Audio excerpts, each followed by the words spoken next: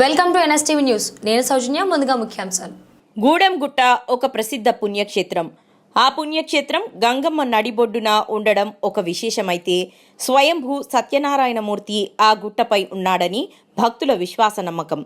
ఆ గుట్టకై చాలామంది హనుమాన్ జయంతిని పురస్కరించుకొని మాలాధారణ కోసం రాయపట్నం బ్రిడ్జ్ దగ్గర గంగమ్మ ఒళ్ళో స్నానాలు ఆచరించి గూడెం గుట్టపై ఉన్న సత్యనారాయణ స్వామి దగ్గర మాలాధారణ చేస్తూ ప్రసిద్ధ క్షేత్రంగా వెలసిల్లుతున్న సత్యనారాయణ స్వామి అక్కడి విలువలు మరియు మాలాధారణ నియమ నిబంధన గురించి ఒక గురుస్వామి మాటల్లో చెబుతున్న విన్నతి.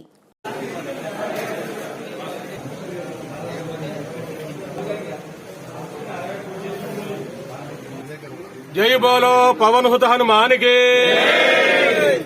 మనోజవం మారుతతుల్య వేగం జితేంద్రియం బుద్ధిమతాం వరిష్టం వాతాత్మజం వానరయూత ముఖ్యం శ్రీరామదూతం శిరసా నమామి.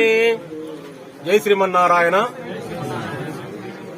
ఈరోజు స్వామివారి దీక్షాపరులు, ఆంజనేయ స్వామి దీక్షాపరులు 11వ రోజులు ఏకాదశ దివసం కొరకు దీక్షా స్వీకరణ కొరకు ఆంజనేయ స్వామి వారి కొండగట్టు ప్రధాన క్షేత్రము ఆంజనేయ స్వామిని ఉద్దేశించుకుని అక్కడ రేపు జరిగే 1వ తారీఖున జూన్ 1వ తారీఖున జరిగేటువంటి హనుమాన్ జయంతిని పురస్కరించుకుని ఈ రోజు నుంచి ఇవాళ గాని రేపు గాని నిన్న మొన్న కూడా 11 రోజులుగా స్వామివారు దీక్షామాల జరుగుతున్నది. ప్రతిరోజు కూడా 1000 నుంచి 1500 వరకు దీక్షా స్వీకరణ మాలలు జరుగుతున్నవి. వారు ఆంజనేయ స్వామి వారు వీరికి కొంగు బంగారం ఉంటని చెప్పి ప్రగాఢ విశ్వాసము, నమ్మకము.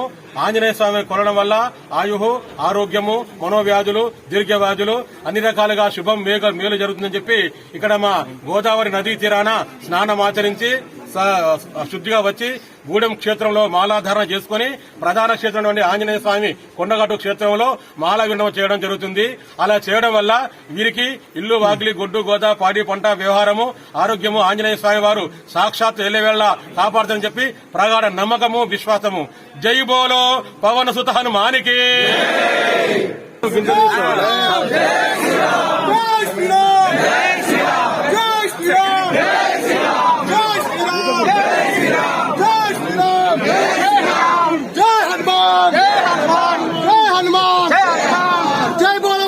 हनुमान के जय श्री राम.